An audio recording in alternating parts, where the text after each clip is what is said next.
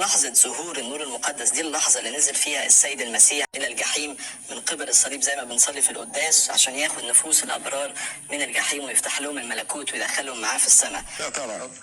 هو احنا المسيح ساعة ما أسلم الروح اللي هي يوم الجمعة الساعة 9 نزل الجحيم في هذه اللحظة، وبعدين لم يستغرق وقت، لأن طالما خرجنا بره الزمن ما بقاش فيه بقى امبارح والنهارده وبكرة، في النو تايم، يعني من غير أي وقت كان المسيح حطم أبواب الجحيم وأخرج النفوس اللي كانت موجودة في الجحيم وداها الفردوس، وبعدين قعد معاهم 3 أيام ونزل روحه دي الإنسانية المتحدة باللاهوت. نزل كان القبر فيه الجسد ميت لكن متحد باللاهوت برضه، فدخل الروح تاني في الجسد وقام السيد المسيح من الأموات.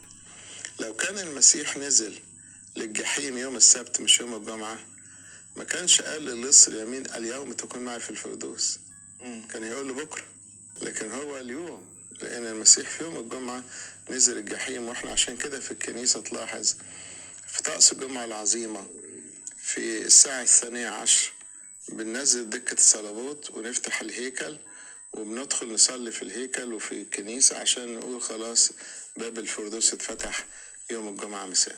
النور المقدس بيظهر يوم السبت، ما بيظهرش يوم الحد اللي هو يوم القيامة أو فجر الحد في توقيت قيامة رب المجد من بين الأموات؟ المسيح كان في القبر يوم السبت، يوم الحد الفجر القبر يبقى فاضي، فكأن القبر بيحتفل بالميعاد اللي كان المسيح جوه القبر مش بعد ما فضي.